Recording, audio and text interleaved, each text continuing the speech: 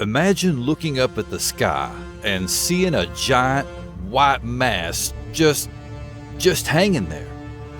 One big red eye, white ghost-like wings. This gasping, writhing fucking thing, silently flailing around above your house. That's exactly what the hell happened in Crawfordsville, Indiana back in 1891. One witness stated, It had no head, and it breathed like a dying thing. Another described it as 18 feet long, with fins or tendrils whipping in every direction, like it was drowning in the sky. People lost their shit. Respected citizens ran for cover, and just as quickly as it came, poof, it was gone. Days later, officials said, it was just a flock of birds. But here's the thing.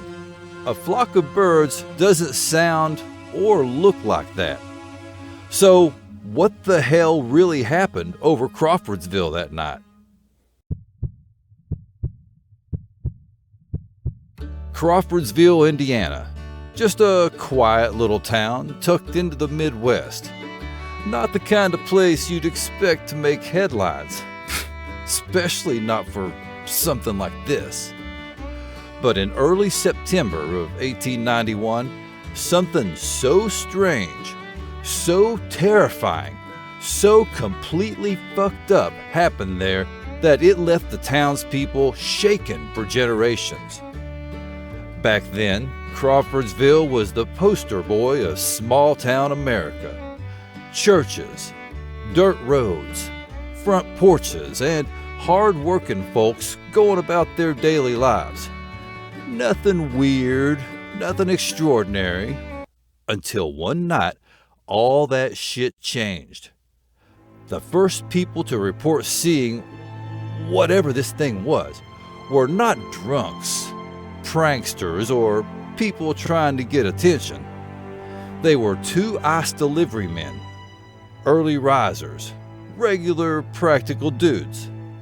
The next night, a local pastor and his wife saw it too. These were trusted, well-respected people of the community.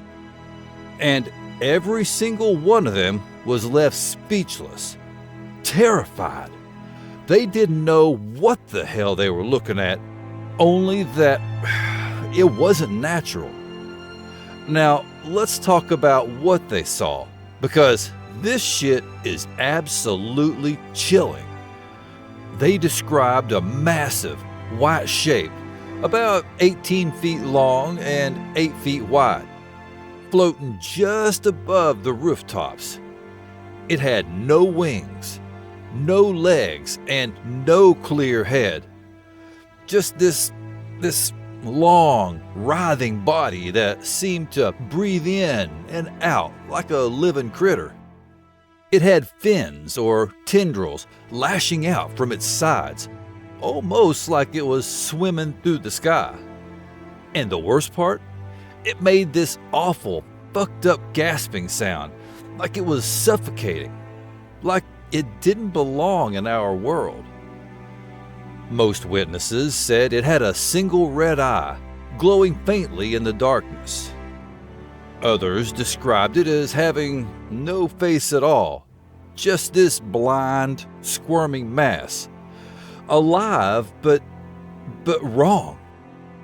This wasn't some Halloween story. This wasn't kids making shit up around a campfire. These were full-grown adults reporting what they saw to newspapers, describing it in extreme detail, and saying the exact same thing. This motherfucker was real.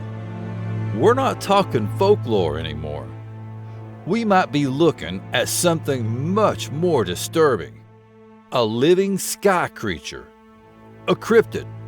One that showed itself just a few times and it wasn't supposed to. It all started just before dawn on September 5th, 1891. Two local ice delivery men, Marshall McIntyre and Bill Gray, were out making their pre-dawn rounds.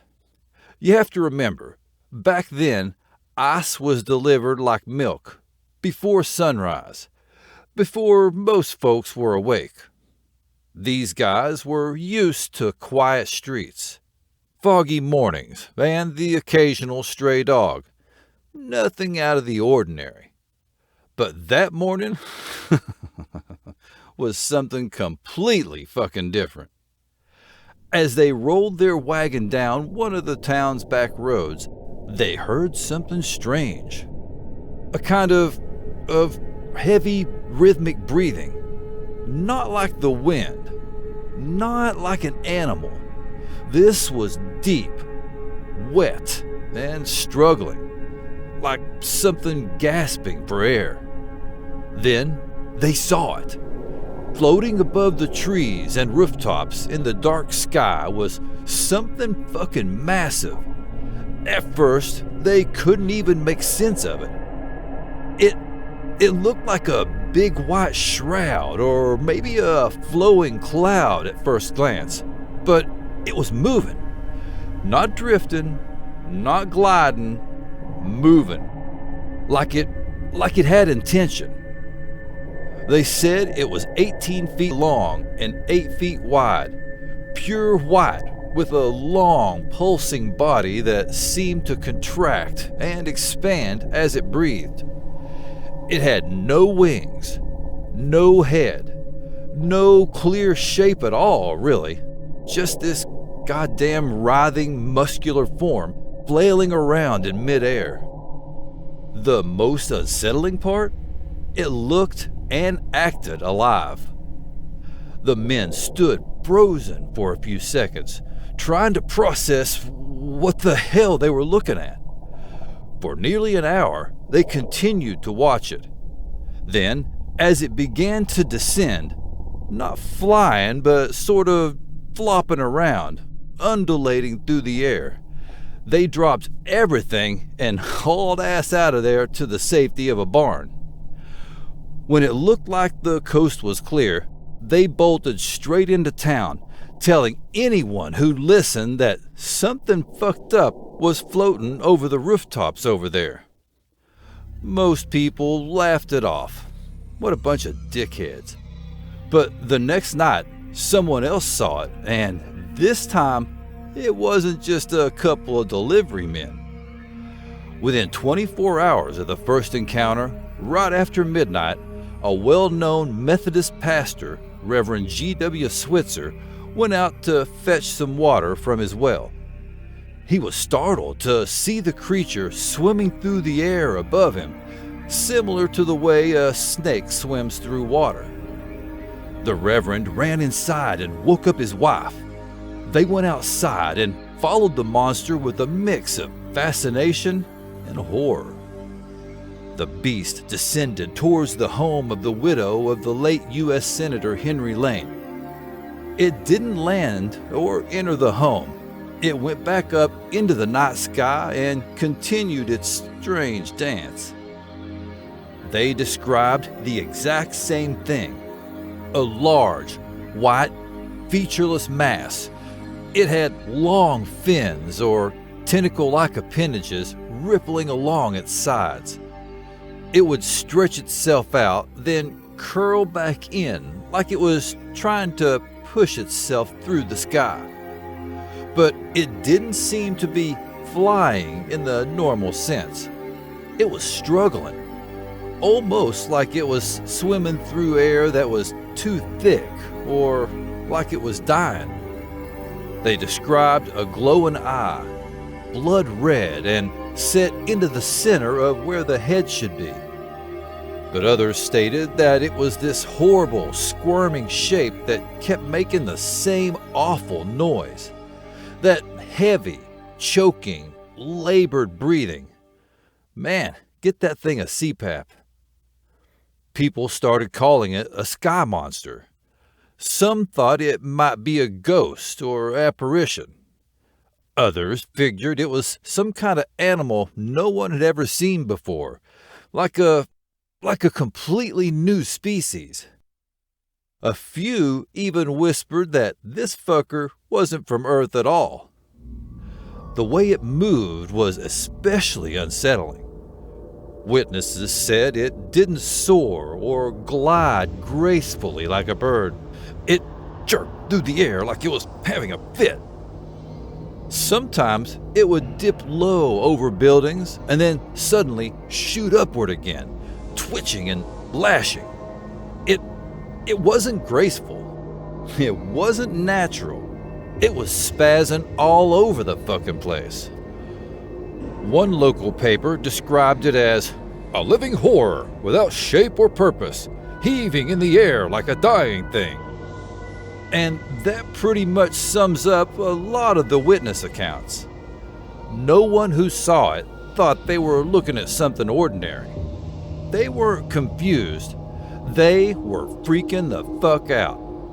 And it wasn't just fear of the unknown. It was fear of something alive, but not alive in the way that we understand. Something that was trying to exist in a world it wasn't built for. Think about it.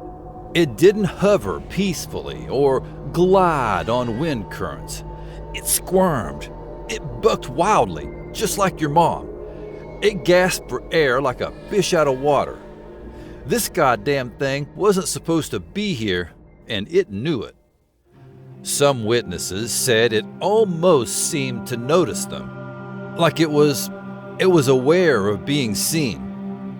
One person said the thing dipped lower whenever someone pointed at it, almost as if it were reacting. Others claimed it made no acknowledgement at all, just randomly fucking floated and thrashed around until it eventually vanished into the night. After that second sighting, word spread fast. The Crawfordsville postmaster was being overrun with mail from people across the country, all clamoring for more information about the strange creature. People started locking their doors at night. Some refused to even go outside after dark. Nobody knew what it was, where it came from, or whether it would come back. But everyone who saw it agreed on one thing. Whatever that thing was floating over Crawfordsville, it sure as hell wasn't from here. So let's talk about what the experts said this damn thing was. After 2 nights of sheer hell, newspaper stories, and a whole town bugging with fear, a couple of local fellas decided they were going to go find out what the hell this thing was once and for all, and went out to investigate. And I'll be damned, wouldn't you know it, the very next morning, the official explanation hit the headlines. It wasn't a monster. It wasn't supernatural. It wasn't even that interesting. They said it was just a flock of birds, specifically killdeer. Now, if you've never seen one, killdeer are pretty common in Indiana. They're small shorebirds, maybe the size of a pigeon, and they tend to travel in flocks, some big, some small. As the story goes, these birds were flying erratically, maybe caught in a gust of wind, maybe disoriented by artificial lights, and that's all people were seeing. The white collar? Just the moonlight reflecting off their white feathers. The flapping fins? Meh, just wings in motion. The gasping sounds? Well, chalk that shit up to the cries of the birds as they wheeled gracefully through the air. That was it. Mystery solved. Except, not really. Let's break this down into little pieces. The eyewitnesses, like the ice delivery men and the Methodist pastor and his wife, never said they saw a group of flying things. They were absolutely clear they saw one massive singular creature, 18 feet long, 8 feet wide, gasping, squirming, breathing, floating around like it ate too many mushrooms.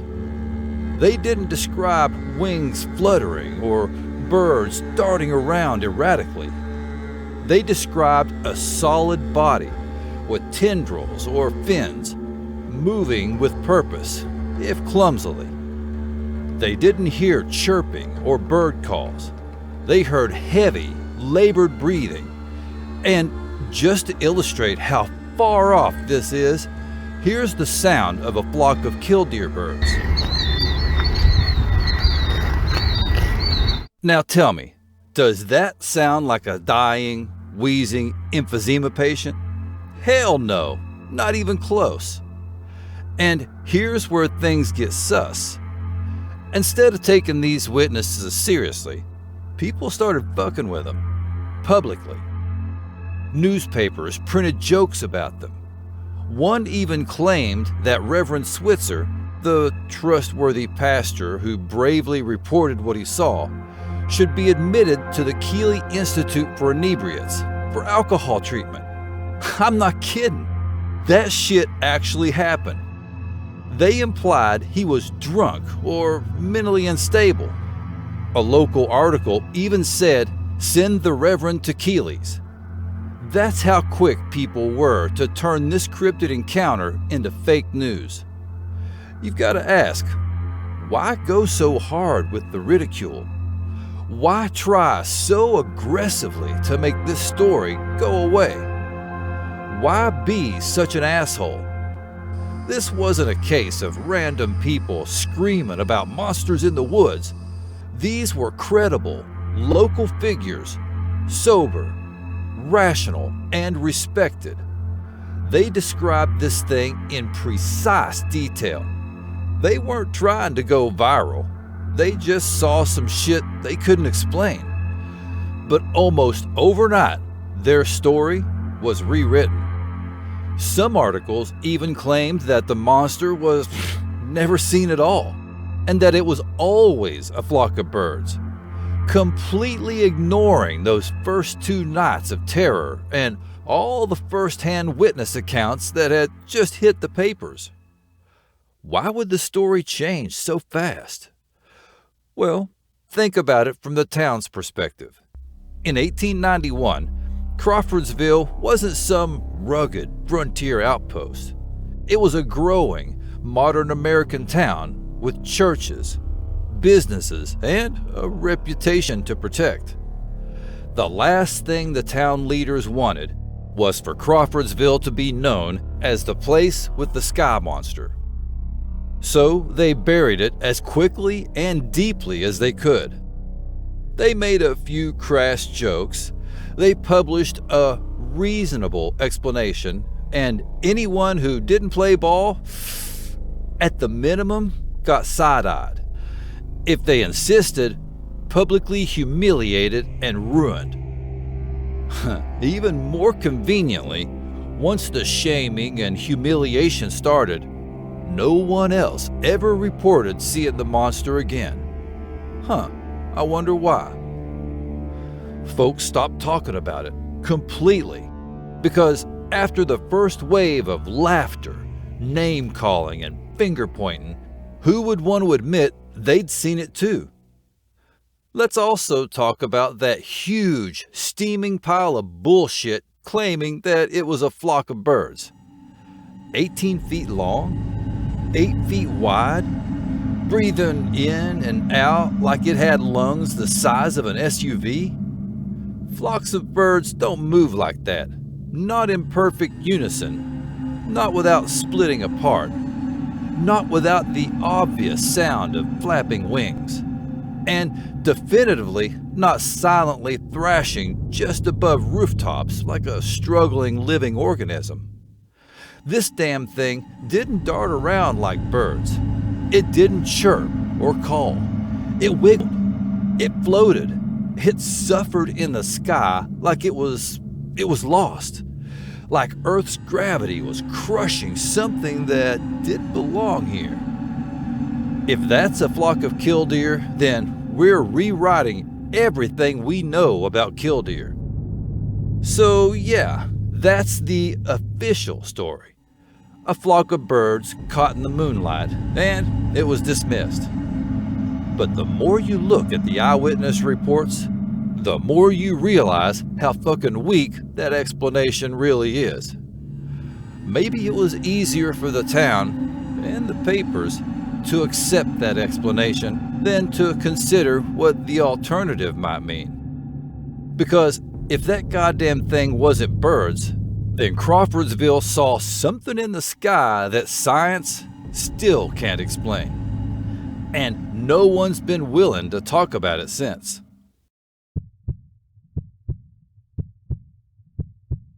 Okay, so we've heard the flock of birds horse shit, and we've seen how that falls completely apart the second you look at it even a little closely.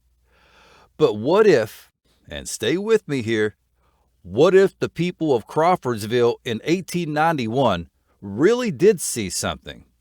Something they weren't supposed to know about.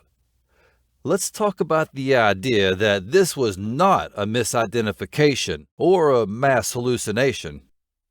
Let's talk about sky cryptids. More specifically, something cryptozoologists call an atmospheric life form. Now, if you've never heard of that term before, and honestly, I haven't either until just now, it's a theory that's been floating around for over a century. Atmospheric life forms are rarely seen, bizarre-looking fuckers that live not in the forests, not in the oceans, but in the sky. A hidden ecosystem of creatures that inhabit the skies above us, largely unseen and unknown to humans. They're usually described as shapeless, blobby, cloud-like creatures that hover or drift miles above the earth. Sometimes they glow. Sometimes they undulate. Sometimes they even seem confused. Sound familiar? The idea isn't just modern fringe thinking either. Way back in the early 1900s, Charles Fort, a godfather of cryptid research, made reference to the Crawfordsville Monster. He said that what Reverend Switzer and the others saw might have been a sky-dwelling life form not bound by the rules of traditional biology. Something that wasn't supposed to be seen. A visitor from an unknown layer of our own atmosphere. Fort believed these creatures might exist in a part of the sky we rarely observe, high enough to go unnoticed, but low enough that every now and then one drifts too far down. And when that happens, people see something they're not equipped to understand. They panic, and as a natural defense, then they forget. But Fort wasn't the only one taking this shit seriously. Vincent Gaddis, a journalist and a member of the Fortean Society, a group dedicated to studying anomalous phenomena, traveled to Crawfordsville years later. He conducted extensive interviews with locals, digging deep into the original witness accounts. What he found confirmed the truth of the early reports.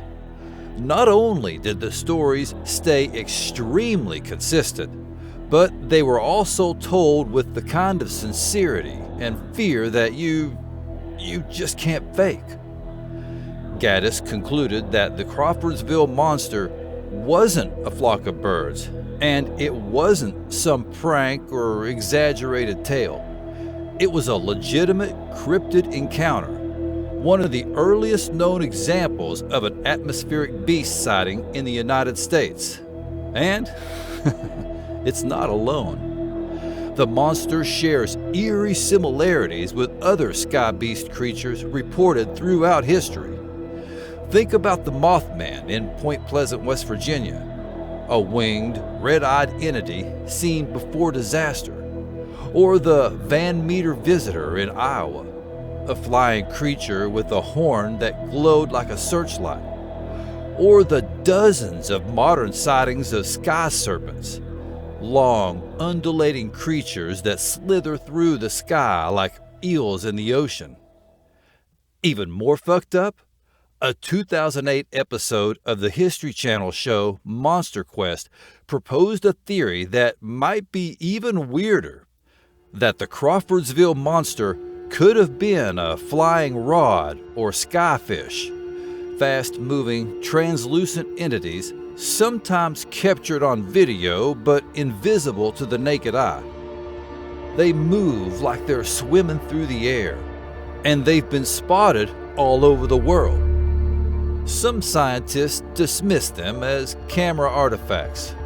Others aren't so sure. So here's the theory to chew on. What if the Crawfordsville Monster wasn't from here at all? What if it came from another dimension, slipping through some kind of invisible rift in the sky? That would explain a shitload. Its gasping, its clumsy motion, its inability to stay aloft in the air for long. It was confused, probably lost, maybe even dying. We always imagine monsters invading Earth with purpose, like they aim to fuck us up. But what if this thing showing up was an accident? What if it was just trying to survive, not attack? Think about the way it moved. Not flying, but flopping around and struggling to remain in the air. Like gravity was dragging it down. Like our world's rules didn't quite apply to it. Maybe it was never supposed to make it through, but something went wrong and it did. Maybe the Crawfordsville sighting wasn't a visitation, but a failed experiment. A fluke. The creature came through too low, too unstable, and died before it could return. That would explain why it was never seen again, why it gasped, why it floated so low, why it seemed like it didn't even know where it was. Been there. And maybe that's why the story was buried so goddamn fast, because the implications were terrifying. It wasn't just a monster. It was a mistake in reality. Something slipped through the cracks, and we saw it. Just once, and then it was gone.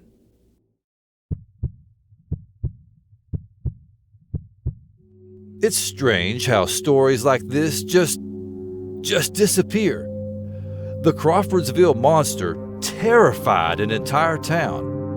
It was witnessed by sane, sober, respected people, not once, but multiple times over several nights. It made the front page of newspapers, drew crowds, caused panics, and then silence. No follow-up, no real investigation. Just a quick, convenient explanation about birds and a few sarcastic headlines, and the whole fucking thing faded into obscurity. As if someone wanted it forgotten. But here's the thing. No modern explanation has ever really fit. The eyewitnesses were clear, specific, and clearly saw something weird. They weren't describing a goddamn flock of birds. I'm quite sure they knew what that looked like. They were describing a single, monstrous, living entity unlike anything we've ever known. And while we haven't seen anything quite like the Crawfordsville Monster since, Indiana has had its share of aerial anomalies. The UFO described as an orange tire in the sky in 2003, a loud, house-rattling boom accompanied by sightings of large, orange balls of light in the sky in 2008. And as recently as October 2024, just south of the Grissom Joint Air Reserve Base, folks reported seeing at least 6 yellowish-orange orbs flickering and hovering in the sky before vanishing. But none of them have been as clear, this raw, this fucked. So here's what I keep wondering. What if it wasn't supposed to be here? What if it slipped through a crack in our reality just for a moment and then vanished back into wherever the fuck it came from? And more importantly, if the Crawfordsville Monster wasn't from here, where the hell did it go? And what if it comes back? If you vibed with this video, tap that like button and subscribe. That way, you won't miss out on more of my fucked up commentary. And besides, I really do appreciate it. The Crawfordsville Monster. What do y'all think? A flock of birds? Atmospheric cryptid from another dimension? Let me know down in the comments. And if you really want to set me up, click on that join button below the title and become part of my YouTube membership. For as little as $2.99, y'all can help me out more than you know. Until next time, y'all keep it real, keep it chill, and stay creepy! Catch you on the flip. Thank you so much for watching all the way to the end. You are the real beast.